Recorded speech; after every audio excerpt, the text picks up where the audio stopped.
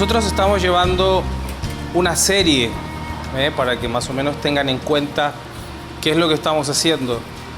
Esta serie se llama, ¿cómo se llama? Justos en tiempo de injusticia. Justos en tiempo de injusticia. Así se llama esta serie.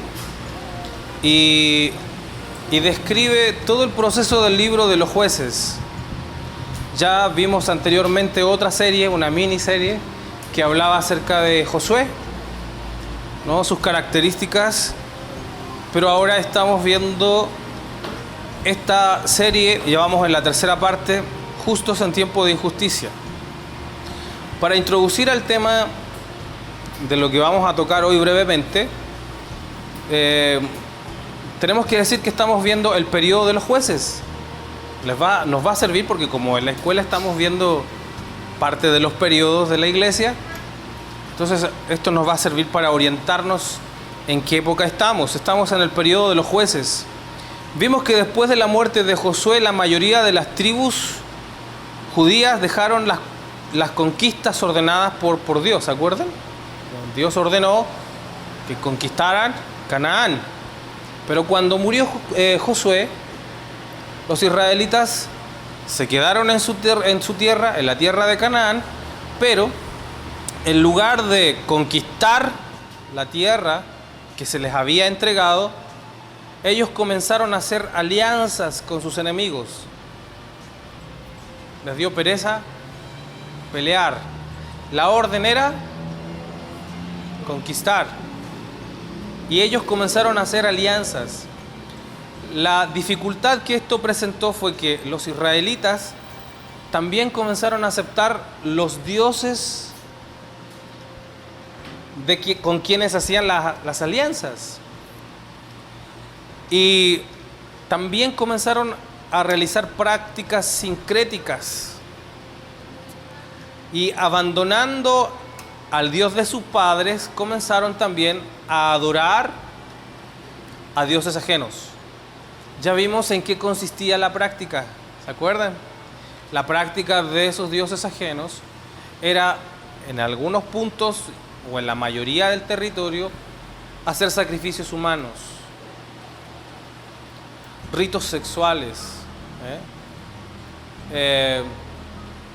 y otras cosas más. Hasta sacrificaban en una área geográfica, sacrificaban al primogénito vivo a sus dioses. Entonces esa era la práctica que tenían las tierras de Canaán.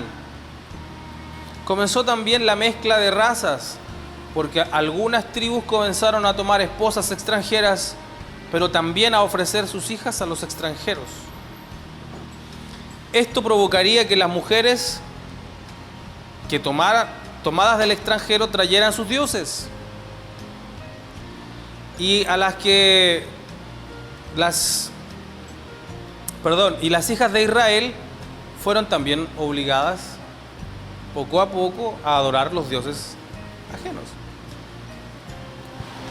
Entonces así hubo un sincretismo, hubo una sincronización de mezcla de dioses. Seguían adorando a Dios, pero también seguían adorando o comenzaron a adorar a los dioses ajenos. Evidentemente, los hijos de Israel con estas prácticas se apartaron de la instrucción de Dios. Y esa es la tónica que vamos a ver durante todo el periodo premonárquico o el libro de los jueces. ¿Sí? A esta serie, como les dije, le llamamos Justos en tiempo de injusticia, porque destacamos al remanente que siempre tuvo su confianza, su fe y sus oídos puestos y prestos a escuchar la voz de Dios. Ese remanente, que fueron pocos los que se mantenían firmes, practicaron las instrucciones dadas por Moisés a Josué y siguieron fieles a la ley de Dios. Estos hombres fueron llamados jueces, los jueces de Israel. Una especie de gobernador que legislaban sobre algunas y a veces todas las tribus de Israel.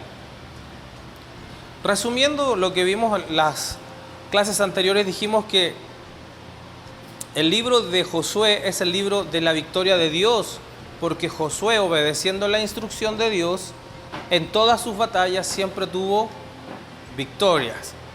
Pero el libro de los jueces es el libro de la derrota de Israel por causa del abandono de las instrucciones de Dios. Por causa de no obedecer a Dios, los israelitas fueron oprimidos. Cuando esto sucedía, cuando Israel era oprimido, se levantaba un juez para salvarles. Los primeros jueces que vimos fueron Otoniel y Ahod, el culto anterior, estuvimos hablando de ellos.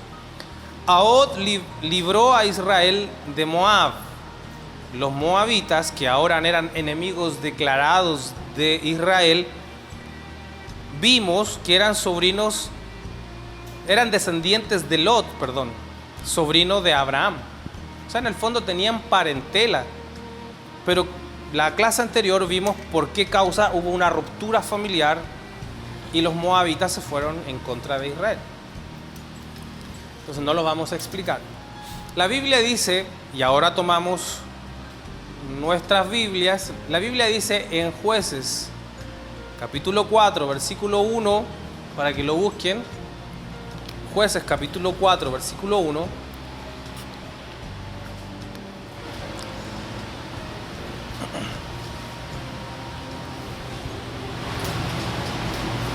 Dice lo siguiente,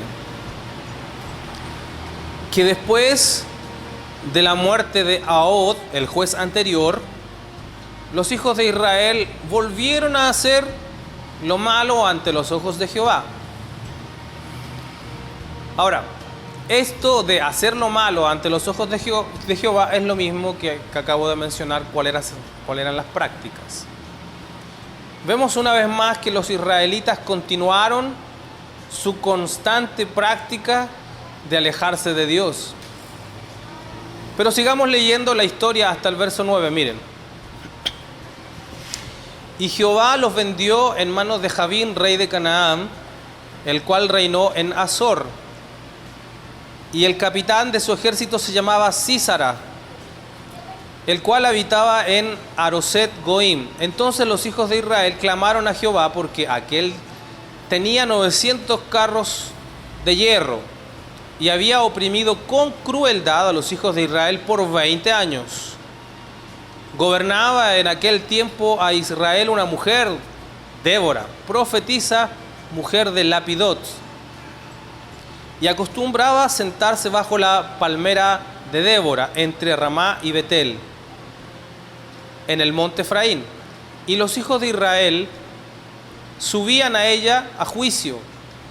Y ella envió a llamar a Barak, hijo de Abinoam, a sedes de Neftalí, le dijo: ¿no te ha mandado Jehová Dios de Israel diciendo: ve, junta a tu gente en el monte de Tabor, y toma contigo 10,000 hombres de la tribu de Neftalí, de la tribu de Zabulón, y yo atraeré hacia ti al arroyo de Sison a Sísara, capitán del ejército de Jabín, con sus carros y ejércitos, y los entregaré en tus manos? Barak le respondió: si tú fueres conmigo, yo iré, pero si no fueres conmigo, no iré. Ella dijo: iré contigo, mas no será tuya la gloria de la jornada que emprendes, porque en mano de mujer venderá Jehová a Sísara. Y levantándose Débora, fue con Barak a Cedes. Vamos a ver la historia de Débora. Débora es la única mujer que encontramos en la lista de los jueces. La única. No va a haber otra mujer en la lista de los jueces más que Débora. No hay ninguna descripción de la vida de Débora, de lo que hizo anteriormente. No hay ninguna descripción de su vida y cómo ella llegó a ser gobernadora y profetisa. Lo único que se nos dice de ella, que era mujer de Lapidot. Lapidot significa antorcha. mientras que el nombre de Débora significa abeja. Trabajadora, y que para defender a los suyos podría dar hasta su vida, característica de la abeja. Lo otro que se nos dice, que era profetisa y que acostumbraba a sentarse debajo de una palmera. La palmera para los judíos simboliza la justicia. Y ahí Israel, todo Israel subía a consultarle sobre asuntos de ciertos conflictos para que ella se los solucionara. Es decir, ella juzgaba a Israel. Es la única de todos los jueces que ejerce la función de juzgar. Los otros jueces eran libradores, pero Débora tuvo la función de juzgar, de guiar al pueblo. Tengo varios comentarios que reuní de Débora y que son antecedentes muy importantes.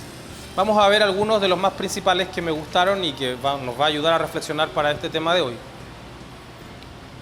Primero, el Débora mujer.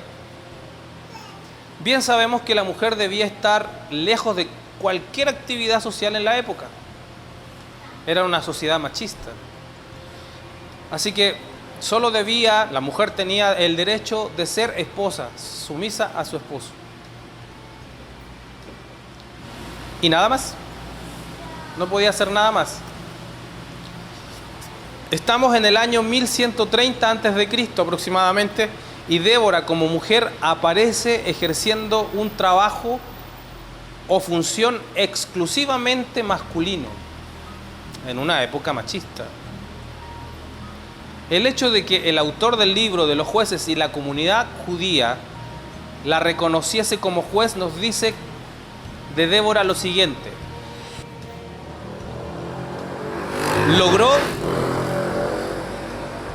logró superar la barrera de género en una sociedad machista. No se supo ni se registró la vida de su marido. No sabemos quién era su marido, quién fue su marido. Lo único que se sabe y que quedó registrado es la vida de Débora. Quizás más adelante sepamos por qué. Ahora, todo Israel consultaba tanto hombres como mujeres cuando tenían conflictos en asuntos específicos. Todo Israel, hombres y mujeres, consultaban a Débora para saber qué era lo correcto, qué era lo que tenían que hacer. Y esto nos lleva a examinar otro de los comentarios que encontré, que era profetisa.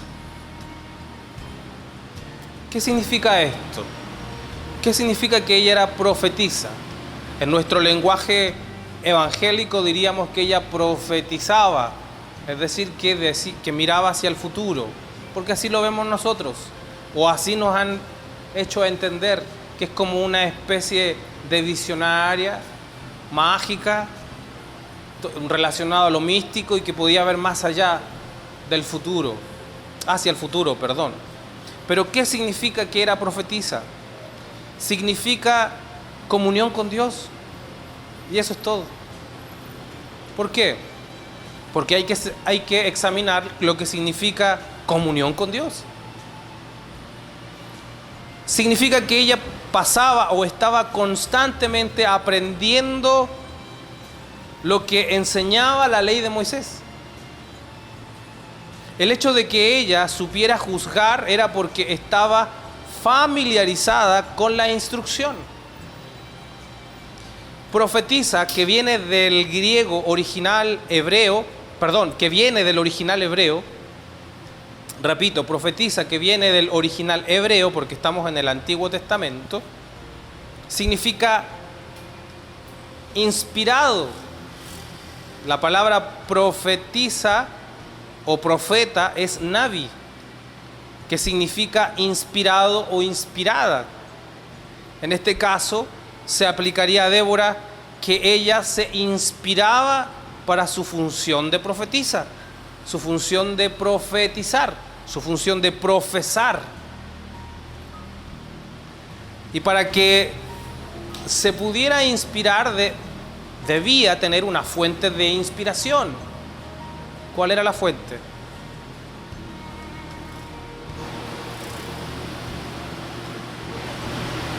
La ley de Moisés. ¿Queda claro el concepto?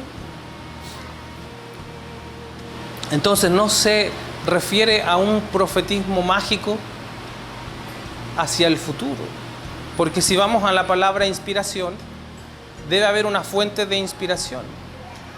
Y para los israelitas, hablar palabra de Dios significaba estar en comunión con la palabra de Dios. En este caso era la ley de Moisés. ¿Se entiende? ¿Sí? Al decirle a los israelitas cuál era la instrucción de Dios, se produce la profecía. ¿Cuál es la profecía? Haz lo que Dios te manda y te irá bien. Eso es profecía. Es decir, el futuro está asegurado si qué.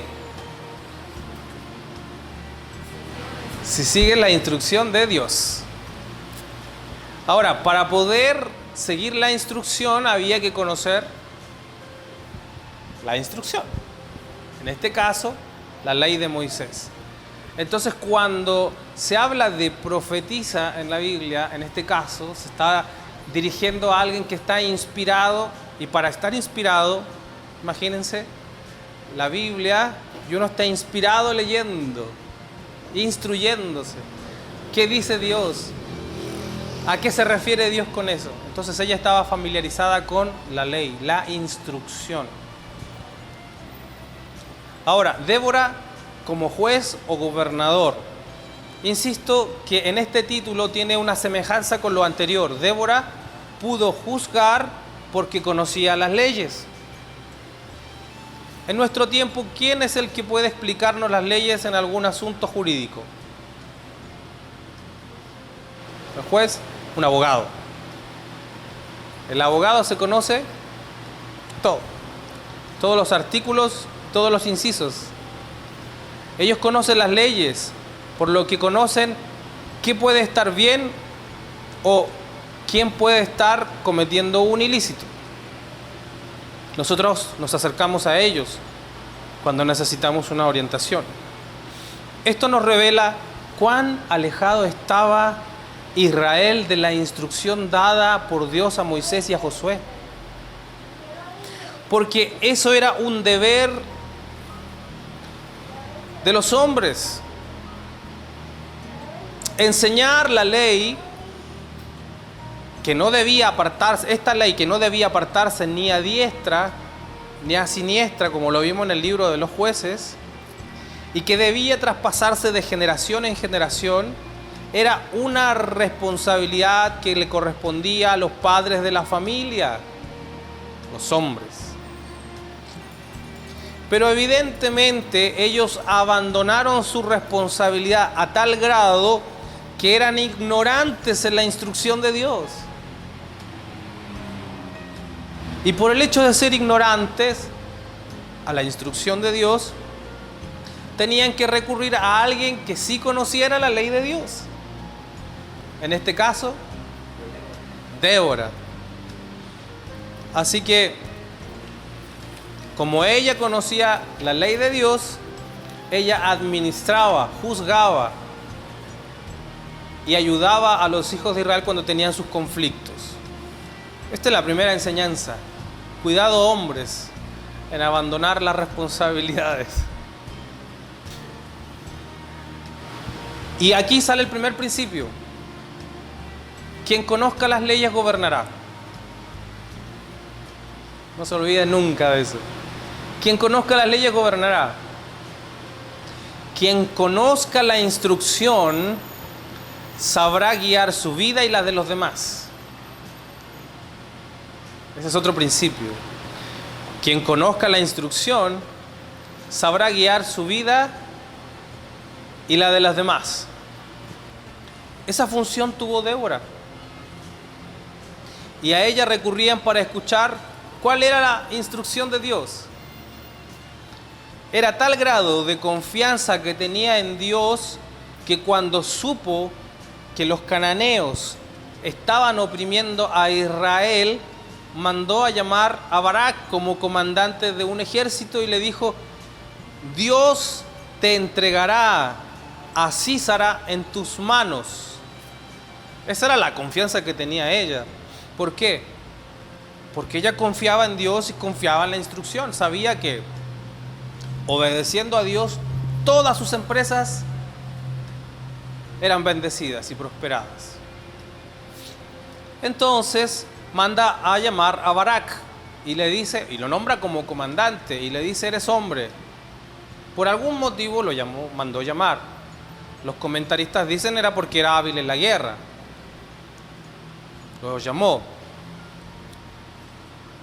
Entonces le dice: tú irás en contra de Sísara, el comandante del ejército cananeo, porque Dios entregará en tus manos a tus enemigos. Ahora, como vimos acá en el texto que leímos, Sísara y los cananeos se jactaban de que ellos tenían un arsenal de 900 carros de hierro. Para esa época era estar armado hasta los dientes, como se dice popularmente. Que ese arsenal era su jactancia. De ese arsenal ellos hacían su escudo de guerra. Cuando los 900 carros iban a enfrentar a cualquier ejército, el enemigo temblaba porque iba con lo mejor de la artillería que tenía en ese momento. Entonces ellos se jactaban de sus carros. Y Débora le dice a Barak: ve, porque Dios va a entregar en tus manos a Sísara. No importa que tengan carros, ve, y Dios te dará la honra de la victoria. Pero ¿saben lo que dice Barak? ¿Cómo responde? Ahora, si quieren revisarlo, veamos en el versículo 8 qué es lo que dice. Dice Barak: Barak le respondió: si tú fueres conmigo, yo iré, pero si no fueres conmigo, no iré. Eso le responde el hombre, el comandante del ejército. Si tú vas conmigo, voy, si no, no. La función de Débora era juzgar, no era de pelear. Y el comandante del ejército dice: yo voy, yo reúno todo lo que me pide. 10.000 hombres estaba pidiendo. Yo voy, pero si tú vas conmigo. Y eso me causa vergüenza, dice. A mí. Pero la respuesta de Débora fue lo siguiente. En el versículo 9, ella dijo: iré contigo, pero no será tuya la gloria de la jornada que emprendes, porque en mano de mujer venderá Jehová a Sísara. Débora estaba respetando la posición de género. El hombre era quien tenía que dar la cara en las batallas. Y estaba enviando a Barak. Pero a pesar de eso, Barak no quiere ir solo, quiere ir acompañado. Entonces fue cuando Débora le dice: yo voy a ir, pero debes saber que no será la honra destinada para ti por la victoria que habrá, sino que por mano de una mujer Dios entregará a tus enemigos. Por mano de una mujer. Enseñanza. Si no se levantan los que deben defender los preceptos divinos, Dios tendrá que romper las estructuras establecidas para seguir ejerciendo su señorío. Débora sobresalió porque tenía intimidad con Dios, porque conocía a fondo la instrucción de Dios, porque la instrucción de Dios y conocer la instrucción de Dios le daba la confianza, la fe de saber que Dios estaba de su lado en cualquier empresa que ella comenzara. Pero también fue visionaria, porque los comentaristas dicen, al estudiar la zona geográfica, dicen que Débora pudo haberse dado cuenta de que el río que cruzaba la ladera, porque para poder hacer la guerra necesitaba una pradera descubierta, no podía los carros luchar en zonas montañosas, sino que en laderas. Y había un río, y cada cierto tiempo ese río crecía y luego descendía. Entonces lo que le dice Débora a Barak: ve y yo voy a guiar hacia ti, hacia la pradera, a Sísara, ve. ¿Por qué? Porque al descender el río queda el terreno aparentemente plano, pero como está húmedo es un terreno barroso, lo que significa que al pasar los carros de fierro, en lugar de avanzar rápidamente, quedaban estancados y era una trampa. Y para eso hay que ser visionario, entender el clima, entender los conceptos, ser una mujer ágil de pensamiento, o ser una persona ágil de pensamiento. Barak estaba posiblemente pensando solamente en lo que significaba Débora. Débora significaba profetiza, alguien respaldada por Dios, porque conocía la ley de Dios. Pero no estaba siendo visionario, mirando de que el clima en ese periodo le estaba favoreciendo. Porque es tanta la opresión que tenían de los enemigos, me refiero a de que ellos pedían impuestos y prácticamente desvalijaban las riquezas de Israel y los dejaban pobres, sin alimento, sin comida, sin cosechas. Era tanta la opresión que tenía que estaban más preocupados de la opresión que de la liberación. Es tanto lo que de pronto vemos en la adversidad de las circunstancias que nos preocupamos más de lo que se nos viene encima que del poder de Dios que Él tiene para librarnos. ¿Quién es el que está cuerdo? ¿Quién es el que está ágil? ¿Quién es el que está disponible para ver todas esas cosas, ese terreno que está a nuestro favor? Aquel que está en paz con Dios porque conoce sus instrucciones. Entonces es así como puedo profetizar una victoria. ¿No? Entonces Débora fue visionaria. Débora sobresalió porque esa intimidad con Dios le permitía ser visionaria.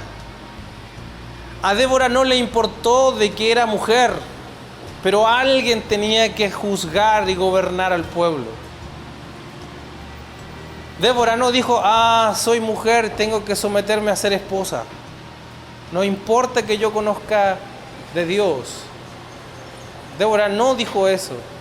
Débora no se quedó estancada en su mismo territorio, sino que se ganó el prestigio de ser profetisa. El hecho de que los judíos digan fue profetisa era porque en ese tiempo Israel solamente se componía de tribus y su gobierno era teocrático, por lo que cualquier concepto sacerdotal era bien recibido, y para ganarse esa postura de tipo sacerdotal o de profetisa había que conocer la ley de Moisés. E insisto mucho en eso. El hecho de que ella conociera la ley de Moisés empezó a ser consultada poco a poco hasta que todo Israel vino a consultarla. Eso es lo que la hizo sobresalir como profetisa y como gobernadora. Y comenzó a gobernar cada vez más. Y llegó a traspasar esas barreras. La instrucción de Dios permitirá que nosotros podamos gobernar sobre la injusticia. Conocer bien la instrucción de Dios nos permitirá tener clara la estrategia para avanzar en un mundo injusto. La pregunta es, ¿quieres sentir que Dios está contigo? Simple. Sigue la instrucción. Conoce la instrucción. Transmite la instrucción. Y enseña la instrucción.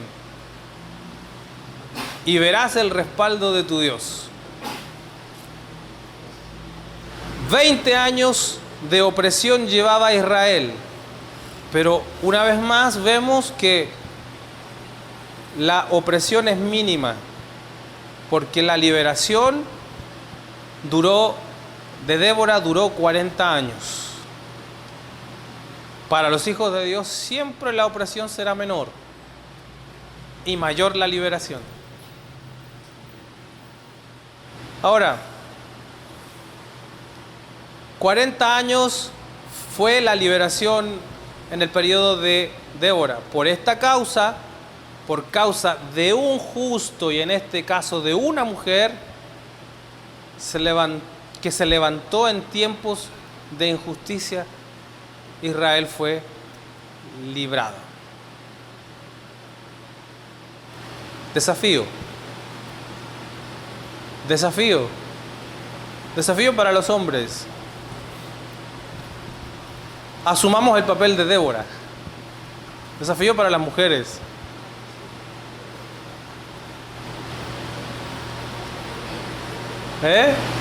También, lo mismo.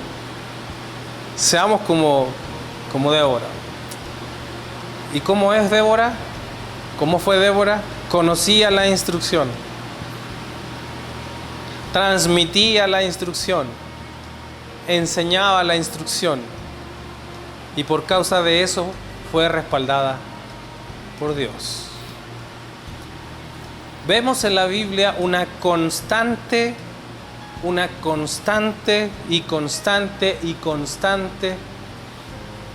forma de Dios de hablar sobre la instrucción. La ley es instrucción. ¿Qué es lo maravilloso de la instrucción de Dios? Es que mientras todas las tribus, todos los pueblos ajenos a Israel escribieron sus propias leyes, Israel recibió la ley del dedo de Dios en las tablas de Moisés.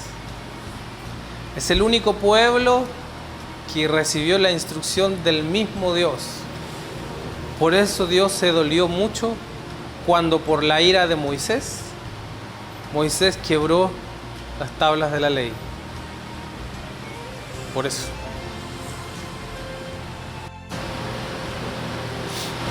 Bueno, lo importante es que estas tablas queden en el corazón. Y otra vez más vamos a ver esto, de que la opresión hacia Israel fueron 20 años y fueron 40 de libertad. Pero nótese una cosa, que en algunos casos de aquí en adelante la opresión va a ser más y la liberación se va a ir reduciendo. Con Otoniel y Ahod, ¿cierto? Fueron como 20 o 30 años y por 80. Ahora vemos un 20 por 40. ¿Por qué? Porque constantemente los hijos de Israel aumentaban su maldad y se olvidaban de Dios. Y eso es todo.